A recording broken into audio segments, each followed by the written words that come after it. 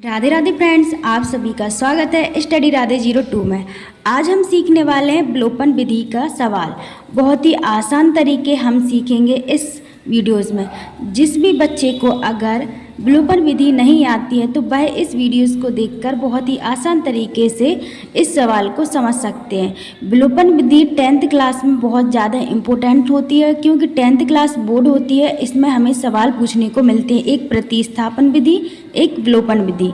हमें किसी एक से हमें सवाल करना होता है, इसलिए आज हम सीखने वाले विलोपन विधि का सवाल।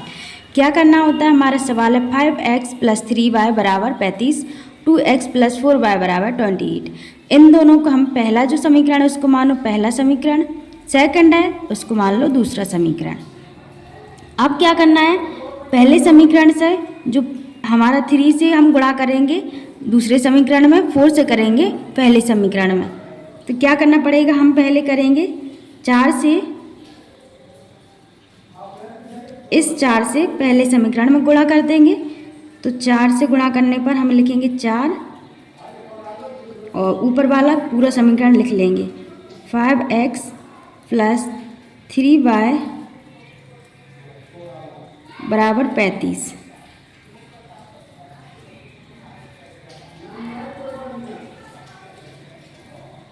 कितना आ जाएगा? 4 × 5 = 20, 4 × 5 = 20x प्लस 4 × 1 = 4, 4 × 1 = 8, 4 × 3 = 12y बराबर, इसका गुणा करो। 4 × 5 = 20, 0 हासिल आई 2, 4 × 3 = 12, 13 × 14 = 140। ये बन जाएगा हमारा कौन सा? तीसरा समीकरण। ये हमारा हो जाएगा तीसरा समीकरण। अब चौथा समीकरण बनाने के लिए हमें इस 3 का इस पूरे में गुणा करेंगे। इस 3 का हम दूसरे समीकरण में गुणा कर देंगे। 3 2x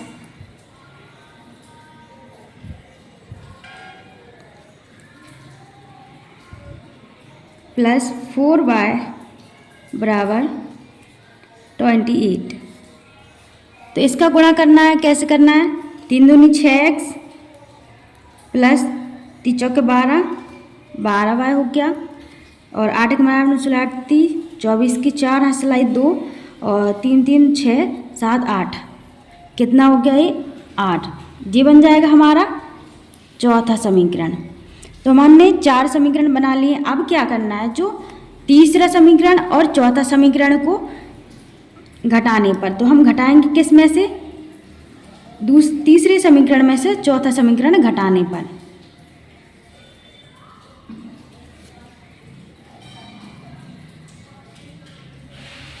तीन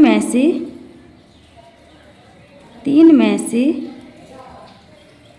समीकरण, यहाँ पर लिखो समीकरण 3 में से समीकरण 4 को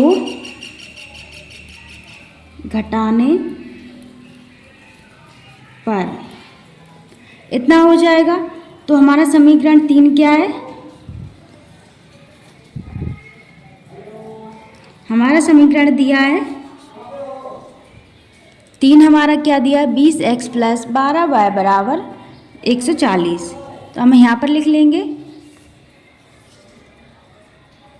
20x + 12y = 140, यहाँ पर लिखेंगे हम। अब हमें यहाँ पर चौथा समीकरण लिखना है 6x + 12y = 84।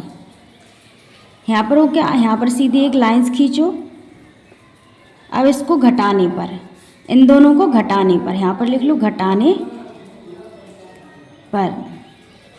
तो यहाँ जो प्लस है, यहाँ पर प्लस है तो यहाँ माइनस हो जाएगा, यहाँ प्लस है, यहाँ माइनस हो जाएगा, यहाँ प्लस है, यहाँ माइनस हो जाएगा। अब क्या करना है?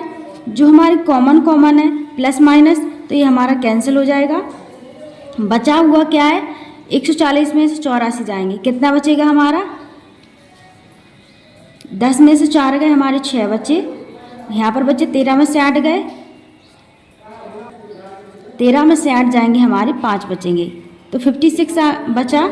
अब यहाँ पर जो 20 में से 6 जाएंगे, 20 में से 6x गए 20x में से कितने बचेंगे हमारे 14x। यहाँ पर क्या बच रहा है 14x। अब क्या करेंगे, क्या हमारा कुछ कट रहा है, हाँ यहाँ पर लिखेंगे हम, चलो ऐसे लिखते हैं x बराबर 56/14।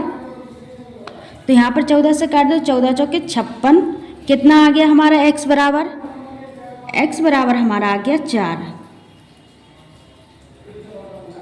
तो इसी x का मान हमें रखना है समीकरण 1 में। समीकरण 1 क्या है, तो हमारा समीकरण 1 यह है। तो समीकरण 1 में रखेंगे हम x का मान, x का मान